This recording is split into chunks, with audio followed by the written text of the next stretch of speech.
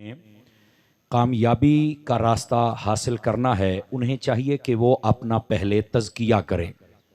याद रखिए, ये जो तज़किया नफ्स है, इसका मतलब होता है कि बंदा जैसे अपने ज़ाहिर को साफ़ रखता है और कोशिश करता है कि मेरे ज़ाहिर पर किसी किस्म की मैल कुचैल भी ना हो और किसी किस्म की स्मेल भी ना आए, अपनी सफाई के साथ साथ खुशबू का एहतमाम भी करता है।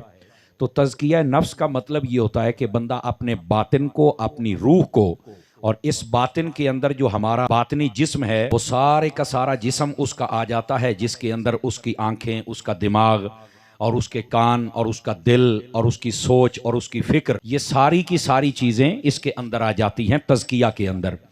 ये हमारा जो एक ज़ाहिरी स्ट्रक्चर है जिस्मानी, अगर इसको देखें तो उलमा फरमाते हैं ये चार चीज़ों से बना है: आग, पानी, हवा और मिट्टी। इसको कहते हैं अनासुर अरबा। अब ये जो चार चीज़ों से बना है, तो चारों चीज़ें ज़मीन पर मिल जाती हैं। अल्लाह ने इसका जो सिस्टम ऑफ ग्रोथ है वो भी इसी ज़मीन पर रख दिया कि हमारा ये जिस्म जिससे नश्व नुमा पाता है, बढ़ता है, वो खाना दाना जो भी है वो अल्लाह ने इस ज़मीन पर रख दिया। जिस्म यहाँ से बना तो इसकी खुराक का एहतमाम भी अल्लाह ने इसी ज़मीन पर कर दिया। जो हमारे इस जिस्म के अंदर अल्लाह ने रूह डाली है ना, ये रूह अल्लाह ने अपनी बारगाह खास से भेजी है। तो ये जहाँ से रूह आई है, अल्लाह ने इस रूह की ग़ज़ा भी वहाँ से भेजी है। और ये जो हमारी रूह है, इसकी जो ग़ज़ा है, ये कुरान मजीद बुरहान रशीद है और आसान लफ्ज़ों में ज़िक्र खुदा है, जिसके साथ हमारी रूह की ग़ज़ा मुकम्मल होती रहती है। और यही वजह है कि नबी रहमत सल्लल्लाहु अलैहि वसल्लम आपने इस बात को फरमाया। मेरे आका करीम फरमाते हैं, इन्नल कुरान मअदुबतुल्लाह, फरमाया लोगों, कुरान जो अल्लाह ने हमें दिया है, ये अल्लाह के दस्तरखानों में से एक दस्तरखान है। फ़अक़बिलू, फरमाया इस दस्तरखान पर आया करो। फ़कुलू मस्ततअतुम, जितनी तुम्हारी चाहत हो तो उसके मुताबिक कुछ खाया करो। अब बज़ाहिर तो बंदा हैरान होगा कि ये कुरान कैसे, मतलब हमारा दस्तरखान है और कैसे हम इससे पास आएंगे और आके हम इस कुरान से कुछ ना कुछ खाएंगे, क्या मतलब है इसका? तो इसका वही मतलब है जो मैंने पहले अर्ज कर चुका इशारतन, कि हमारा एक जिस्म है, इसकी ग़ज़ा ये खाना दाना है, और इस जिस्म के अंदर एक हमारी रूह है, इसकी ग़ज़ा रब का कुरान है। जब हम कुरान मजीद की तिलावत करते हैं तो हमारी जो रूह है उसकी ग़ज़ा मुकम्मल हो जाती है। और इसी को कहते हैं कि जिसकी रूह ग़ज़ा खाती रहे तो कहते हैं इसका ज़मीर जिंदा है, और जिसका ज़मीर मुर्दा हो जाए वो हक और बातिल में भी फ़र्क नहीं कर सकता, और ना वो सच और हक को सुन सकता है, और ना ही वो हक और सच का फैसला कर सकता है।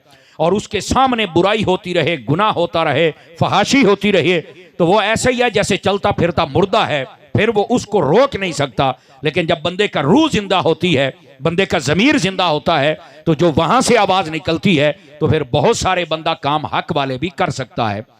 तो ये जो अपने नफ्स को पाक करना होता है, ये अपने बातिन को, अपने दिल को, अपनी रूह को, और अपने ये जितना अंदरूनी सिस्टम है, इस सारे के सारे को दुरुस्त करने का नाम तज़किया है नफ्स कहलाता है। और उलमा फरमाते हैं ये तज़किया बंदा कैसे कर सकता है? तो इसके लिए जो निसाब कुरान और हदीस में मुतय्यन है, उसमें सबसे पहले होती है तौबा। फरमाया जब बंदा अल्लाह की बारगाह में तौबा करता है, तौबा का माना होता है कि हम गुनाहों वाली जिंदगी से मुंह मोड़ के अपने रब की रहमत वाली जो लाइन है उसके अंदर आ जाए। और जब बंदा अपने रब की रहमत की तरफ मुतवज्जे हो जाता है, तो हदीस शरीफ में है, जो बंदा हमारी तरफ चलता है तो हमारी रहमत दौड़ना शुरू कर देती है। ये बाकायदा तौर पर रिवायत में मौजूद है। अर्ज करने का मकसद ये है कि हम सबको सबसे पहले तौबा करनी चाहिए। अच्छा, तौबा की भी फिर आगे दो तीन शर्तें हैं जिनको पूरा होना जरूरी है। सबसे पहले तौबा की शर्त यह है कि बंदे का आइंदा कोई भी जो गुनाह जिससे कर रहा है वो ना करने का पक्का इरादा होना चाहिए। दूसरी शर्त यह है कि जब बंदा तौबा करे तो बंदे के अंदर शर्मिंदगी और नदामत भी होनी चाहिए। और तीसरी शर्त इसमें यह है कि जब बंदा तौबा करता है तो उसको चाहिए कि वो हिसाब लगाए हुकूकुल्लाह का या हुकूकुल इबाद का। अगर पीछे नमाजें कज़ा हैं, या फितराना नहीं दी, या ज़कात नहीं दी, या हज नहीं किया, तो पहले उसको भी अदा करने की कोई ना कोई सूरत पैदा करे। और इसी तरह जितने लोगों का हक खाया, दबाया, या कोई जुल्म ज्यादती की है, किसी के साथ कोई भी नाइंसाफी की है, तो उसको भी दूर करे और उससे माफ़ी तलब करे, फिर अल्लाह ताला माफ़ करेगा। हमारे यहाँ अमूमी तौर पर रो रो कर अल्लाह के माफी मांगी जाती है, लेकिन जिनका हक खाया, दबाया, जिनको जलील किया, उनको वैसे ही छोड़ दिया जाता है। तो ये तौबा करने में कमी रह जाती है और ये तौबा कबूल नहीं होती तब तक कि जब तक अल्लाह के हुकूक भी पूरे ना किए जाएं और अल्लाह के बंदों के हुकूक भी पूरे ना किए जाएं। वो अलग बात है कि हम सबको चाहिए कि हम इस चीज का जो तज्जिया है उसको हदीस शरीफ की रोशनी में लें। तो मैं आपको सुना देता हूं, हदीस शरीफ में है, ये मैं इसलिए अर्ज कर रहा हूं कि ईद का दिन है, लोग बड़े खुश होते हैं और खुशी में ये पैगाम जरूर अपने अंदर इंस्टॉल करके लेके जाएं और इस पर अमल पैरा भी होना चाहिए। और वो ये है, रहमत आलम सल्लल्लाहु अलैहि वसल्लम आपने सहाबा किराम अलैहिम रिदवान के सामने जलवागरी फरमाई तो आपने मुस्कुराना शुरू कर दिया। अब जब मुस्कुराए ना तो आपके जो दांत मुबारक बल्कि दाढ़े भी नजर आई, आप कभी कभार ऐसे मुस्कुराया करते थे। तो हजरत ताइदार अदालत हजरत सिदना फारूक आजम रज़ी अल्लाह तआला आपने अर्ज की, मेरे आका आप मुस्कुराए हैं, जरा करम फरमाइए, इसकी वजह भी बतला दीजिए। तो नबी करीम सल्लल्लाहु अलैहि वसल्लम आपने फरमाया, मुझे क़यामत के दिन का एक मंजर याद आया तो इसलिए मैं मुस्कुरा रहा था। कहा या रसूलल्लाह फरमाइए कि वो मंजर क्या है।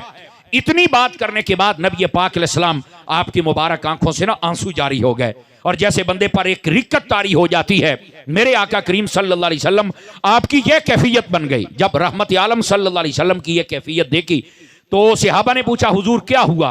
तो रहमत आलम सल्लल्लाहु अलैहि वसल्लम आपने इरशाद फरमाया, क़यामत के दिन की बात कर रहा हूं और ये बहुत बड़ा दिन है, बहुत बड़ा दिन है। उस दिन में बस अल्लाह की रहमत जिसे मिलेगी वही कामयाब होगा।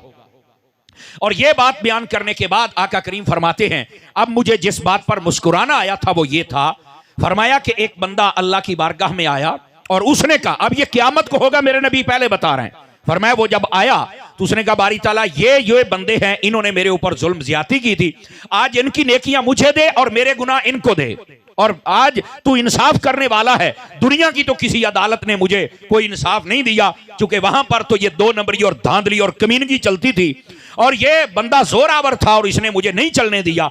तो या अल्लाह मेहरबानी कर, आज तू तो अदालत लगाए हुए है तो तू फैसला फरमा। अल्लाह रब्बुल इज्जत इरशाद फरमाएगा, ये कौन है? कहा जाएगा ये भी मुसलमान है। अल्लाह फरमाएगा इसको बुलाया जाए, वो भी आ जाएगा।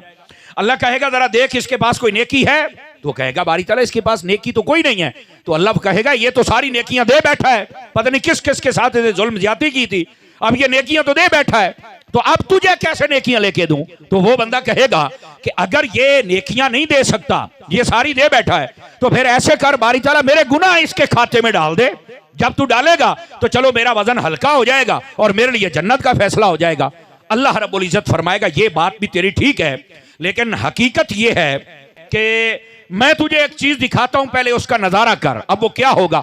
अल्लाह ताला ना जन्नत के पर्दे हटाएगा उसकी आंखों के सामने, तो एक महल देखेगा जो कि बड़ा खूबसूरत होगा।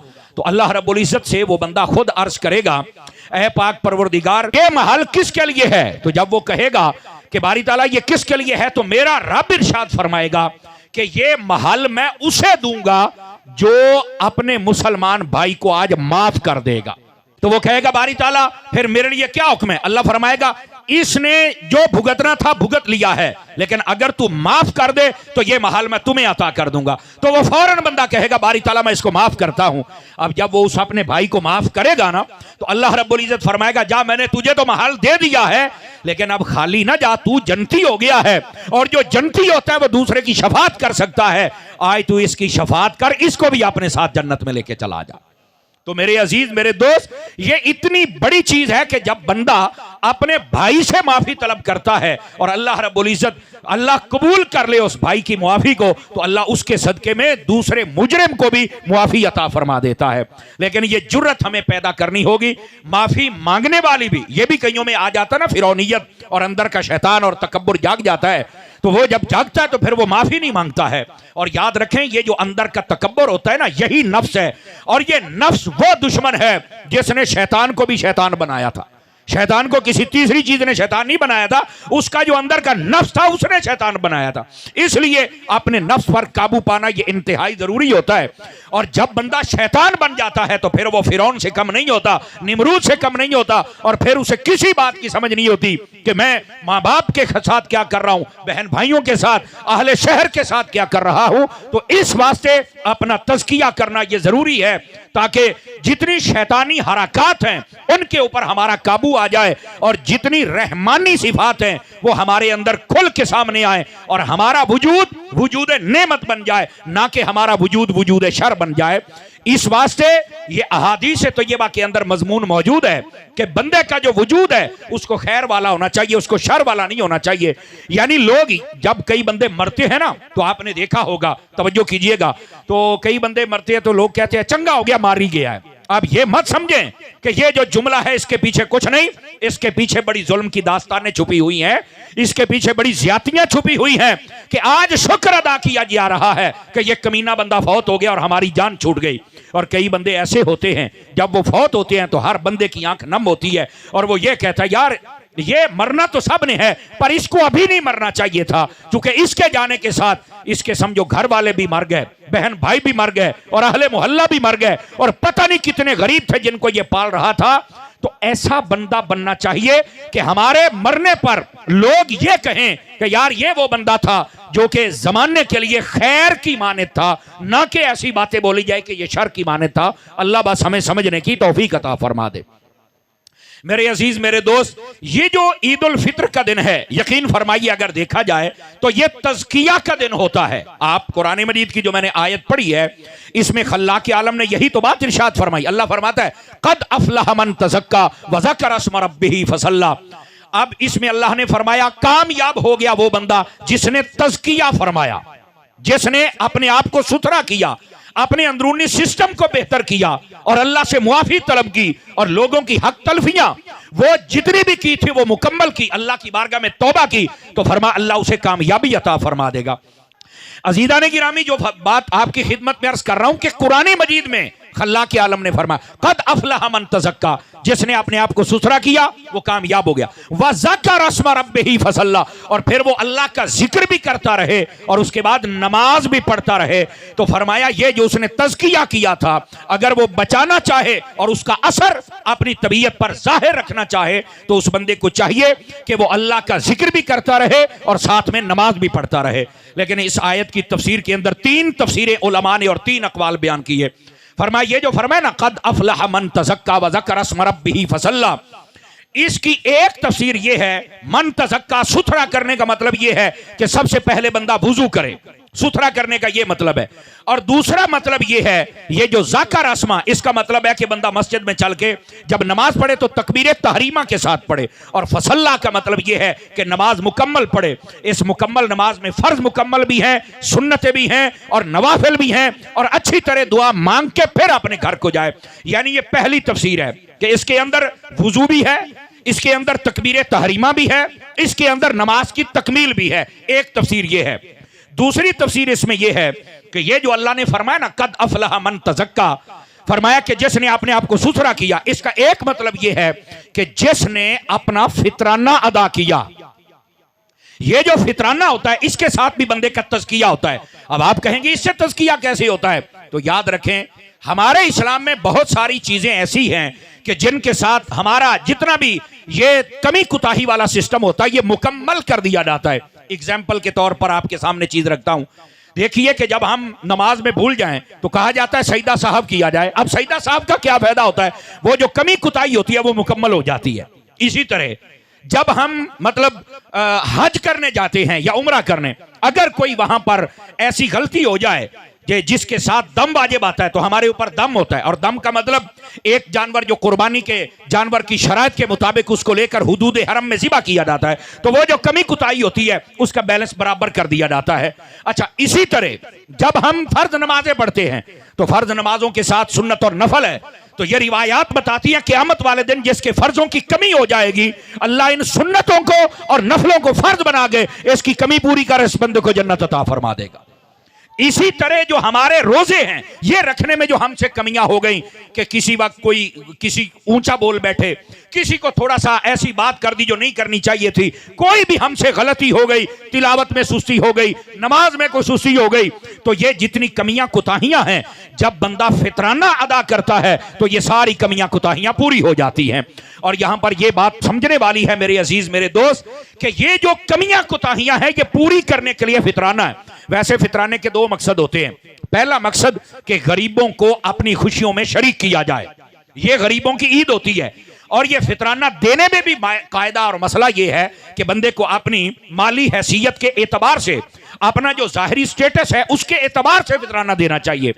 अगर तो वो बिल्कुल लो दर्जे का बंदा है, बिल्कुल लो से मतलब भी वो ज़कात नहीं ले सकता, लेकिन बस ठीक है रोजाना की कमा के खाता है, तो उस बंदे को चाहिए कि वो गंदम और आटा इसके हिसाब से फितराना दे। और 150 रुपए किलो के हिसाब से है, 2.5 किलो का आप बेहतर समझते हैं, ये तकरीबन 450 के करीब बनेगा, 500 के करीब, तो ये अपना फितराना इतना अदा करे। अच्छा, इससे जो आगे बेहतर है थोड़ा सा, तो उस बंदे को चाहिए कि जब वो अपना फितराना अदा करे, जज़ाकल्लाह, उसको चाहिए जब वो अपना फितराना अदा करे तो वो आगे जौ के साथ अदा करे। अब जौ का रेट थोड़ा ज्यादा होता है, उस एतबार से तकरीबन 700-800 रुपया बन जाएगा, तो वो इस एतबार। फिर जो उससे आगे लेवल वाला है उसको चाहिए खजूरों के साथ अदा करे। अब अगर खजूरें अच्छे लेवल की आप लेना चाहें तो मेरा ख्याल है वो 2 से 2,500 की खजूरें बनेगी, जितना फितराने की मिकदार है, तो वो आपको 2-2,500 एक बंदे को देना चाहिए। और जो उससे भी आगे दर्जे का बंदा है, जिसको अमीर तरीन अच्छा खाने पीने वाला बंदा है, उसको चाहिए कि वो किस्म, जिसको सौगी कहते हैं, उसके मिकदार के एतबार से फितराना अदा करे। और वो अगर अच्छी आप लेते हैं तो ये किसी दुकानदार से पता कर लें कि उसका रेट क्या है, उस हिसाब से तकरीबन 4-5 हज़ार रुपए के करीब बनेगा। तो हर बंदे को फितराना अपनी माली कैफियत और एतबार से देना चाहिए। लेकिन मसला यहां पर यह है कि एक बंदा अगर पैदल आ रहा है तो वो भी वही मतलब 250-300 रुपया दे रहा है, और एक बंदा अगर प्राडो पे आ रहा है तो वो भी पूछ रहा है, बार बार पूछा जा रहा है कि कारी साहब फितराना कितना है, मौलाना साहब फितराना कितना है। तो अर्ज ये कर रहा हूं कि ये जितना ज्यादा हो सके हमें अदा करना चाहिए।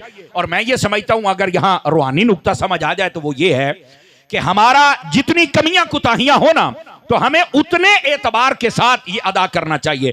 अब हमारी कमियां कुताहियां तो ज्यादा हैं, तो फितराना भी थोड़ा ज्यादा हो जाना चाहिए, कोई मसला नहीं है। तो इस आयत की दूसरी तफसीर ये है, सबसे पहले कद अफलाह मन तज़क्का, इसका क्या मतलब है? फरमाया कि तुम लोग यहां पर आके सबसे पहले फितराना अदा करो, और दूसरे नंबर पर यह ईद की नमाज पढ़ने से पहले पहले अदा करना बेहतर होता है। अगर कोई बाद में भी कर दे तो अदा हो जाता है, और अगर किसी ने पहले कर दिया है बाद में देना चाहे तो तब भी मसला नहीं है। यह हेल्प इस दिन में ज्यादा करनी चाहिए। अल्लाह बस हमें अमल की तौफीक अता फरमाए। अच्छा, दूसरी बात ये तो था फितराना अदा करना। वज़ाका रस्मा रब्बिही, इसका क्या मतलब है? फरमाया जब ईद पढ़ने के लिए निकलो तो आते भी अल्लाहु अकबर ला इलाहा इल्लल्लाहु अल्लाहु अकबर वलिल्लाहिल हम्द ये पढ़ो, और जब ईद पढ़ के वापस जाओ तो जाते भी ये पढ़ते जाओ। और फसल्ला का मतलब क्या है कि हम नमाज भी अदा करें। 3 चीजें आ गई, पहला है फितराना, दूसरा है तकबीरात ये जो ईद वाली होती हैं, और तीसरा ये है कि नमाज ईद को अदा करना। ये दूसरी तफसीर है। तीसरी तफसीर के अंदर यह है कद अफलाह मन तज़क्का, कि जिसने अपने आप को सुथरा किया। क्या मतलब? फरमाया कि जिस बंदे ने कुफ्र और शिर्क को छोड़ा और इस्लाम को कबूल कर लिया, और उसके बाद वज़ाका रस्मा रब्बिही, इसका मतलब यह है कि अल्लाह का जिक्र किया, और जिक्र से मुराद कुरान मजीद बुरहान रशीद, यह कुरान की तिलावत करता रहा और चलते फिरते अल्लाह का जिक्र करता रहा। फसल्ला, और उसके बाद फरमाया कि वो नमाज अदा करता रहा, तो अल्लाह ताला उसको सुथरा फरमा देता है। इन तीनों तफसीरों के अंदर नमाज का पढ़ना जरूरी है। और याद रखिए नमाज से तज़किया कैसे होता है। हदीस शरीफ में है, फरमाया जब बंदा वुजू करता है, तवज्जो है जी आप सारे हजरात की, जब बंदा वुजू करता है तो फरमाया जहां बंदा कुल्ली करे तो मुंह के गुनाह झड़ जाते हैं, नाक में पानी डाले तो नाक के, इसी तरह चेहरा धोए तो चेहरे के, मसा करे तो सर के, बाजू धोए तो बाजुओं के, पांव सारे गुनाह झड़ जाते। अच्छा, बाकी मानदा जो गुनाह हैं, रिवायत में है कि उनकी पगड़ी बना के ना, वो जो गठड़ी होती है वो बना के सर पे रख दी जाती है। जब बंदा नमाज के लिए खड़ा होता है तो ये जो हाथ उठाए जाते हैं ना, ये हाथ उठाने में भी लॉजिक है, और ये इंटरनेशनल कानून है पूरी दुनिया का, पूरी दुनिया इसको जानती है। हाथ खड़े करने का मतलब ये होता है कि हमने सरेंडर कर दिया है, और पूरी दुनिया का इंटरनेशनल कानून है कि जब आप किसी के सामने सरेंडर कर दें तो वो आप पर अटैक नहीं कर सकता, आपको मार नहीं सकता, ये कानून है। तो ये सारी दुनिया के लिए कानून है। रब ने यही कानून बंदे को दिया कि जब तू मेरी बारगाह में आता है, अल्लाहु अकबर कहते हुए जब सरेंडर करेगा तो मैं भी तेरे ऊपर किसी किस्म का गजब वाला हमला नहीं करूंगा, अपनी रहमत की चादर तुम्हें अता फरमा दूंगा।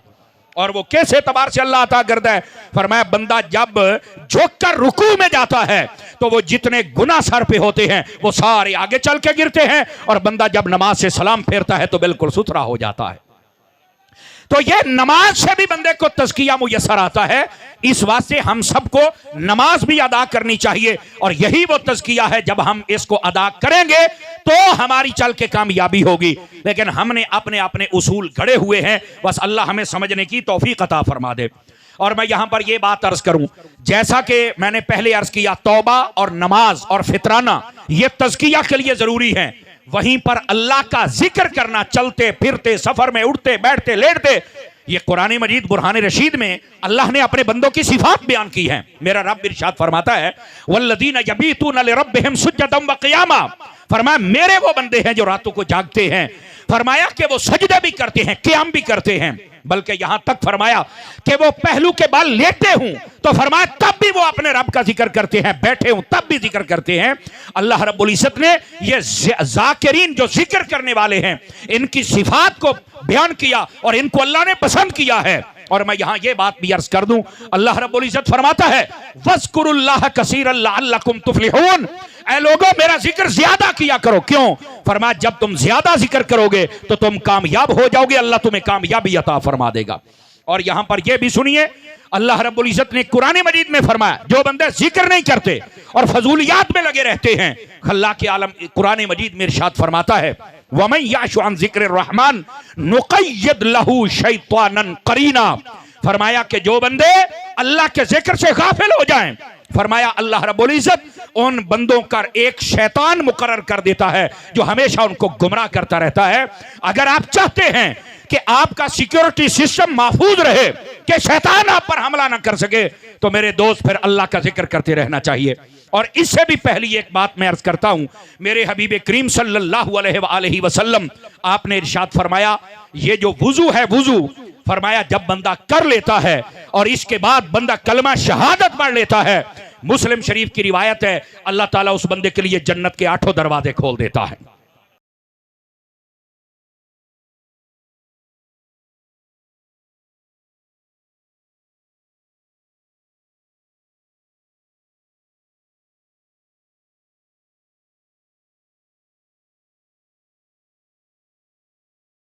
अजीदान गिरामी जो बात समझा रहा हूं इस बात को समझिएगा जरा, और ये बात समझने वाली है। मेरे अजीज मेरे दोस्त, अल्लाह का जिक्र करना ये इंतहाई जरूरी है, और जिक्र के साथ बावुजू रहना। और मैं आपको एक बड़ी पते की बात बताऊं, जो बंदा बावुजू रहता है ना, समझ लो कि उसने बुलेट प्रूफ जैकेट पहन ली है, उसके ऊपर शैतानी असर नहीं जल्दी हो सकता। आज जितने कहते ना मैं थे जादू हो गया, टोना हो गया, मैं क्या पहली तो गल है भी एडा कोई वेला कोई भी तेरे ते ही करेगा, समझ आउंदी पई है, एडा तू सोना भी कोई भी सारे तेरे तो ही हो सन। ते दूसरी गल ये चलो तेरे ते हो ही गया है तो फिर हमें कम अज कम ये तो सोचना चाहिए ना मेरी जान कि हम सबको क्या वजह है कि हमारे ऊपर ये जादू के असरात होते हैं। तो मैं आसान लफ्जों में आपकी खिदमत में अर्ज करता हूं, सबसे पहले हमें बावुजू रहने की आदत डालनी चाहिए। ये उलमा फरमाते हैं बावुजू रहना ऐसे ही समझो कि बुलेट प्रूफ जैकेट पहन ली जाती है, इसका जितना शैतानी वार होता है वो फौरन साथ आके टच होता है और दाएं बाएं निकल जाता है। इसी तरह ये जो अपने जब आप गुसल खाने में जाते हैं ना, बिल्कुल वॉशरूम के लिए, तो नंगे सर ना जाया करें, वहां पर ये शैतान और जिन्नात का डेरा होता है और वो बालों के जरिए से बड़ी जल्दी ये जादू वगैरह चलता है। तो आप मेहरबानी करें वहां पर साथ ढांक के जाया करें, और बिल्खुसूस औरतों को इस चीज का ज्यादा लिहाज करना चाहिए। ये बालों का और बावुजू रहने का आप दो एहतमाम कर लें। और तीसरा वो अमल जो मेरे नबी ने इरशाद फरमाया, फरमाया जब सोने लगते हो ना, कुलौज़ बिरब्बिन नास कुलौज़ बिरब्बिल फलक ये पढ़ के आपने ऊपर फूंक मार लिया करो, तो खल्लाक के आलम इसके सदके में तुम्हें लोगों के जितने शैतानी वार हैं उनसे भी बचा लेगा, और जितने जिन्नात के शैतानी वार हैं अल्लाह ताला उनसे भी तुम्हें महफूज फरमा लेगा। तो ये तज़किया के लिए जहां पर तौबा जरूरी है, वहां पर नमाज जरूरी है, वहां पर तिलावत जरूरी है, वहां पर जिक्र जरूरी है, तो वहीं पर मेरे दोस्त मेरे भाई बावुजू रहना भी जरूरी है, ताकि बंदे को तज़किया मुयस्सर आता रहे। और तज़किया पाकीज़गी को कहते हैं। और वुजू से कैसा तज़किया होता है, मैंने पहले रिवायत सुनाई कि अगर बंदा वुजू करके कलमा शहादत पढ़े तो मुस्लिम शरीफ की रिवायत के मुताबिक जन्नत के 8 दरवाजे खुल जाते हैं। और दूसरी बात, वुजू जब बंदा करता है जहां जहां पानी लग जाए गुनाह झाड़ दिए जाते हैं। और तीसरी रिवायत भी सुनना, मेरे करीम खातमुन नबीयीन सल्लल्लाहु अलैहि वसल्लम आपने फरमाया, जब कोई बंदा बावुजू हो और इसी हालत में फौत हो जाए तो अल्लाह ताला क़यामत वाले दिन उसे शहीदों के साथ उठाएगा। ये कोई छोटा अमल नहीं है। अच्छा, फिर इसके रूहानी फवायद भी हैं। रूहानी फायदा यह है कि बंदे का दिल भी नूरानी रहता है, चेहरा भी नूरानी रहता है, और बंदे पर शैतानी असर भी नहीं होता, और बंदे का दिल भी लगा रहता है कि मैं ज्यादा से ज्यादा जिक्र और इबादत करता रहूं। ये एक चीज कनेक्शन ऐसा है, आपने मोबाइल के अंदर सिम डाली हुई है ना, अगर आपने पैकेज लगवा के उसका डेटा ऑन किया हुआ है तो आपको मैसेज आता ही रहेगा, आता ही रहेगा, आता ही रहेगा। तो जब आप वुजू कर लेते हैं तो आपका नेकियों वाला डेटा ऑन हो जाता है। ये ऐसा डेटा ऑन रहेगा कि आपको थोड़ी देर के बाद मैसेज आ जाएगा, चलो यार सुभान अल्लाह कह ले, चलो यार अल्हम्दुलिल्लाह, चलो। ये एक आपका अंदरूनी सिस्टम, रूहानी सिस्टम, उसका डेटा ऑन हो जाएगा। तो बावजूद रहने की आदत डालिए। जान की अमान पाऊं तो एक छोटी सी बात अर्ज करूं, आजकल के नौजवानों में बड़ा शौक है चिट्टी चमड़ी करने का, और लफ्ज़ वुजू का माना ही हुस्न और रोशनी होता है। लेकिन हम हमाम वालों के पास जाते हैं, थोड़ा जरा रगड़ते, माल भाई है, अपना अपना सिस्टम है। अगर नौजवानों को पता चल जाना तो ये दो चीजें ना छोड़ें, एक वुजू और सजदा, और दूसरा अल्लाह रब्बुल इज्जत की बारगाह में बैठकर कुरान मजीद की तिलावत करना। ये दो काम करके देख लो, अगर चेहरा नूरानी ना हो जाए तो फिर बात करना। लेकिन हमारे लोगों की तवज्जो इसकी जानिब थोड़ा कम होती है। ये आज ईद का इज्तिमा है, दूरों नजदीक से तशरीफ लाते हैं हमारे शहर तांदलियावाला के उशाकान मुस्तफ़ा, तो ये उनके लिए खास पैगाम लेके आते हैं ताकि हमें भी पता हो कि हमने करना क्या है। और आखिरी बात इस तज़किया के हवाले से मैं अर्ज करना चाहता हूं, और वो ये है कि ये जो तज़किया होता है ना, इसमें सबसे बड़ी जो अंदरूनी सिस्टम की खराबी और जल्दी वो निजाम खराब और फासिद हो जाता है, वो है बंदे की निगाह। निगाह का बड़ा असर होता है। आप बस कहते हैं यार देखने से क्या होता है, ये जो बेचारे टीवियों पर बैठे हैं ना, वो कहते देखने से क्या होता है। और इस रमजान में जो टीवियों के प्रोग्राम थे, आप देखें उनके अंदर क्या तूफान बदतमीजी था। एक दूसरे से पूछा जा रहा है कौन से तुम्हारे गाने हिट हुए, और ये पूछा गया कौन सी तुम्हारी 5 फिल्में हिट हुई। ये टीवियों के प्रोग्राम है। नाचने गाने वालियों से दीन सीखोगे ना तो कौम में गवैये पैदा होंगे। जब से उलमा पर तनकीद शुरू की है, आज मुआशरे की हालत ये है। ये उलमा 10-10 साल इसलिए नहीं लगाते कि ये बाजारी बच्चे आके तुम्हें दीन सिखाएं। खुदा के लिए हमें भी थोड़ी गैरत करनी चाहिए। पता नहीं जब हमारी गैरत कब जागेगी। हमें सोचना चाहिए कौन है बंदा। कभी आपने देखा है कि जूता गांठने वाला वो आपका ऑपरेशन कर रहा हो? कभी आपने देखा है कि ये कपड़ा सीने वाला वो तुम्हारी गाड़ी का काम कर रहा हो? भाई जिसका जो शोभा है वो काम करे ना। ये क्या तमाशा हुआ, सारा साल 11 महीने नाचने गाने वाले आज वो आ गए तुम्हें दीन सिखाने के लिए। और लोग कहते हैं शायद इनकी व्यूवरशिप है। नहीं मेरे भाई, ये सब शैतानी खेल है।